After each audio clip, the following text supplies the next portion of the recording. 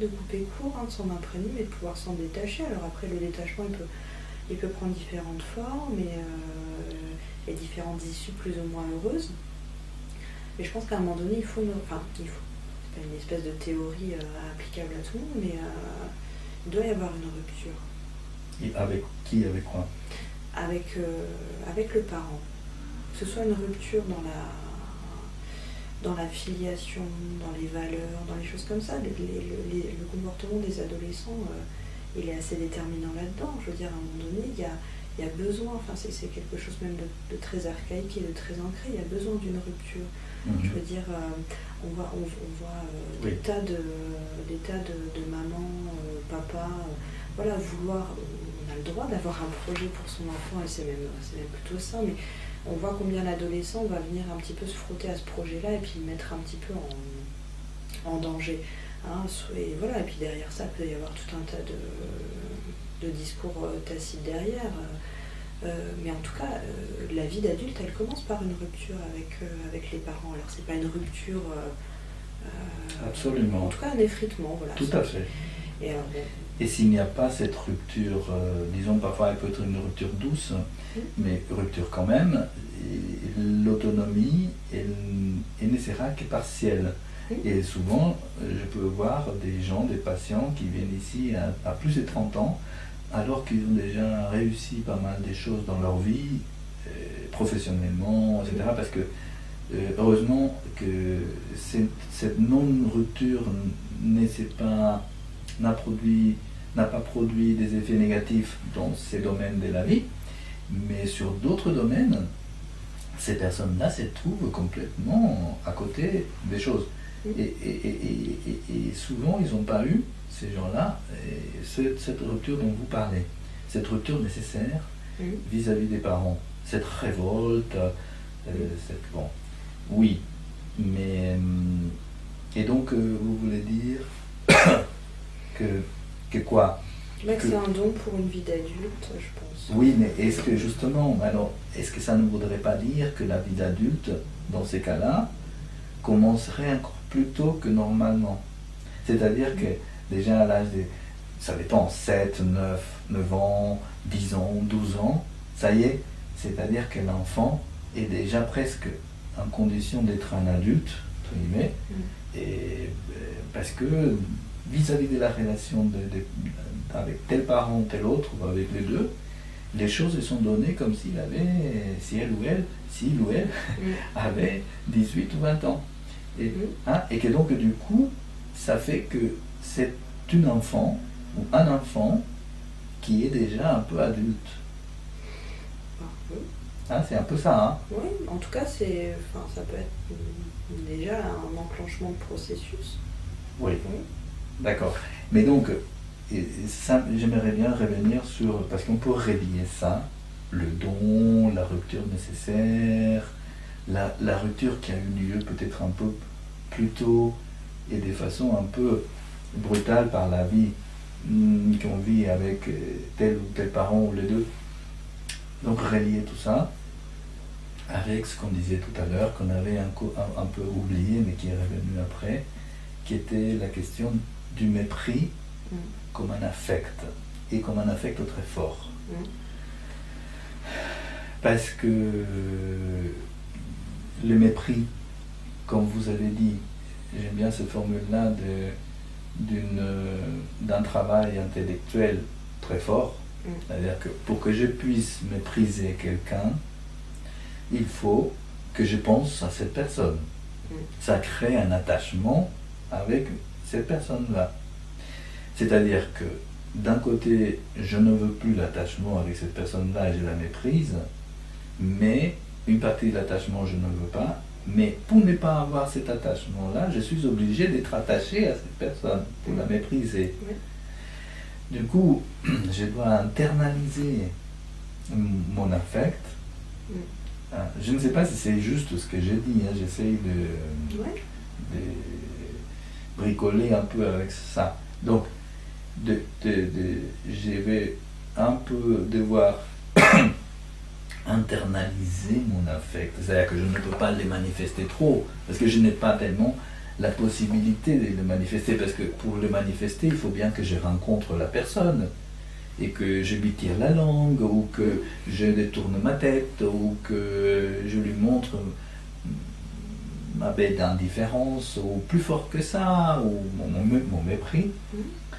Et donc je dois l'internaliser, ça devient quelque chose de très intime. Et donc cet autre attachement, qui est un attachement négatif, il va être toujours présent en moi. Ce n'est pas une colère, non, mais c'est un mépris. Et ce mépris-là va rester très présent. Mais jusqu'à quand? Ça peut rester très longtemps, toute une vie.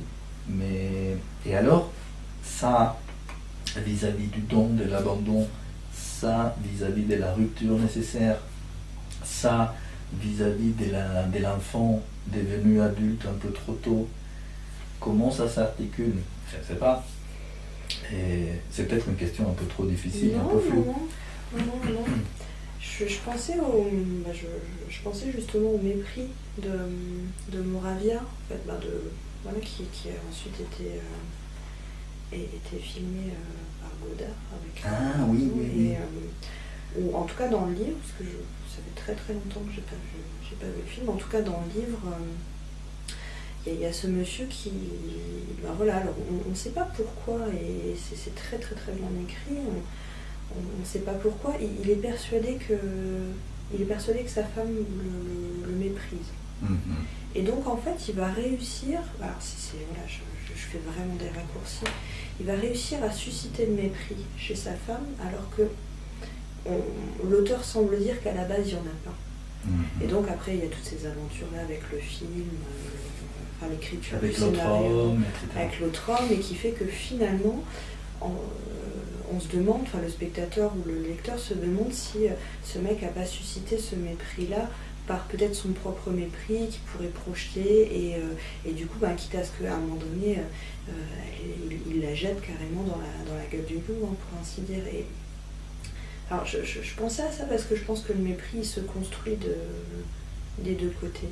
C'est-à-dire qu'à un moment donné, je pense qu'il y a quelque part le passage à l'acte qui, en tout état de cause et selon des critères sociaux, est méprisable. Parce que alors après on a un petit peu discuté de ces mamans qui ne savaient pas être maman. Je pense que du côté de la société, c'est pas un discours très dominant. Parce que je pense qu'à un moment donné, le fait qu'on ne puisse pas réussir à être maman, parce qu'il y a tout, il y a beaucoup de grands discours sur l'instinct maternel, il y a le discours aussi légal, concret de tu es une maman, tu dois, je veux dire, il n'y a pas à se poser 50 000 questions, tu dois.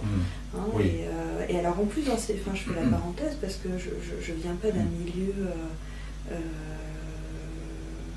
culturellement marqué, socialement défavorisé. Ça se passe, je veux dire, c'est-à-dire qu'on cible aussi souvent, entre guillemets, les cassos qui n'arriveraient pas à être maman, papa comme il faut parce qu'ils seraient potentiellement bêtes. Ce qui n'est pas le cas, on peut être pas forcément, c'est indépendant du milieu culturel, mais c'est vrai que je tenais à le préciser parce que on n'est pas dans, on n'est pas dans un Zola où les gens sont très marqués et à un moment donné c'est c'est la société qui nous pousse à des... C'est vraiment vraiment dans l'interrelation, et je pense que pour en revenir au mépris, il y a l'acte qui est méprisable, et puis je pense que du point de vue d'un enfant, du point de vue de la famille élargie, je pense qu'on ne comprend pas trop, on ne sait pas trop quoi. Il se trouve que cet abandon-là a été acté par une décision juridique. Donc voilà, il y a l'acte qui est méprisable, et il y a le mépris qu'on pourrait lire derrière cet acte. Alors je ne sais pas s'il y en a ou pas, je pense qu'il n'y en a pas forcément. Et puis il y a la fierté de l'enfant qui se dit, ça se passe pas comme ça devrait être, qui réagit, et puis plus tard dans ce mépris, et il est d'abord la colère, c'est l'intériorisation de cette colère qui prend une autre tournure, c'est-à-dire que la colère c'est vraiment de l'agressivité, de la violence vraiment très très frontale, et puis après ça s'intériorise et puis ça devient assez tacite, ça devient comme ça du mépris. Et ce mépris il arrête d'exister quand on comprend que les choses sont pas aussi faciles que ça, quand on comprend que la maternité, justement, c'est pas quelque chose de très facile et de inné. Et puis quand on se projette dans sa vie d'adulte, de future maman. D'accord. Donc là, c'est la sortie du tunnel. C'est la sortie du mépris. Ouais. D'accord. Bon. Quand on devient à son tour maman ou papa. Ou quand on projette de l'être. Ou qu'on projette de l'être. D'accord. Ouais. Ça, c'est très, très bien. Ça, c'est très joli. Mais il a fallu quand même, pour arriver là, un travail quand même d'élaboration minimale. Évidemment. Sinon on va simplement être dans la reproduction et on va encore continuer la cascade intergénérationnelle. Et on va partir donc d'il y a 3 générations de l'orphelinat, ensuite après l'abandon, et ensuite après un deuxième abandon, cette fois-ci que c'est nous-mêmes qui le reproduisons, et nous allons là vers la 4e génération qui peut continuer la chaîne. Et donc non. Et ce que vous dites, c'est qu'à la 3e génération, là, en l'occurrence chez vous, il y a une élaboration qui s'est faite et que connecté au désir, même que vous le fassiez ou pas, après ça c'est pas... Hein, mais c'est que connecté avec l'idée ou les projets de devenir maman, là, il y a le mépris qui doit éventuellement se le faire. C'est-à-dire, si on considère le mépris comme un des destins possibles de la colère, c'est-à-dire que la colère, c'est comme un truc, comme un choc terrible, n'est-ce pas, qui arrive à un moment donné dans une situation d'impossibilité, d'indécidable, d'impuissance. Et tous nos idéaux, ou les idéaux les plus importants, chancellent à ces moments-là. Tout ça semble mort et on ne peut pas faire. On n'a pas de solution. Donc la colère nous aide à prendre un certain recul vis-à-vis de ça. Et quelque part aussi, ça c'est le côté positif de la colère. Mais bon, c'est pas très bon de garder trop longtemps une colère, c'est mauvais pour la santé. On s'est fait de mauvais sens. Et puis la colère nous incite à commettre des mauvaises décisions aussi. Il faut d'ailleurs jamais décider des choses sous le coup de la colère.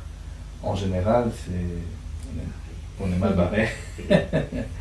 Bon, mais par contre, le mépris, comme la rancune, ce sont des destins possibles de la colère.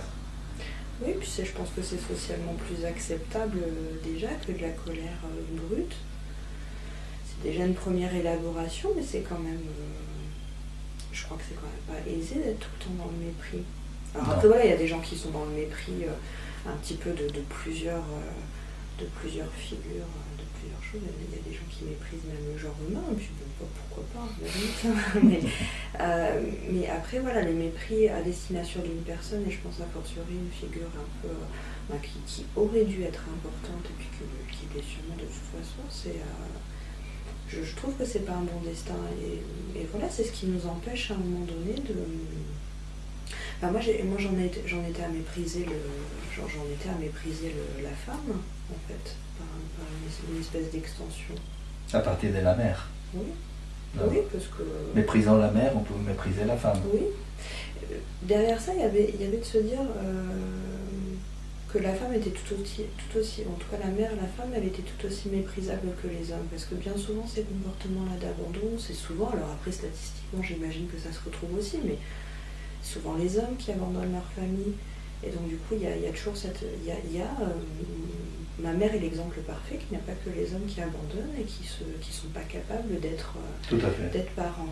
Tout à fait, et puis il faut voir jusqu'à quel point un homme abandonne la famille parce qu'il est poussé par une femme à le faire. Mais bon, il y a ça aussi. Il y en a beaucoup. Parce que quelque part, la mère, elle peut considérer, surtout si les enfants sont petits, plus petits ils sont, ce sont domaines réservés à la mère. Donc elle peut dire, toi tu t'en vas, moi je garde mes enfants. Ou alors je pars avec mes enfants. Et donc parfois le père, un homme se trouve parfois sans armes, sans moyens de réclamer quoi que ce soit, et on voit bien parfois dans les tribunaux des juges familiaux, etc., ou des hommes, des papas qui montent dans dans les grues à Nantes, hein, je ne sais pas si vous avez vu un papa qui est monté dans une grue très haut pour protester. Il ne voulait pas descendre, c'était un peu dangereux, lui. Et il voulait protester contre le fait qu'il ne pouvait pas avoir son enfant, parce que son ex-femme lui empêchait. Bon. Ou des mamans qui partent à l'étranger, très loin, et que ça devient très compliqué pour le père de voir son enfant, et ainsi de suite. Donc, les hommes, les pères peuvent être aussi poussés à abandonner les enfants. Bien sûr. Oui.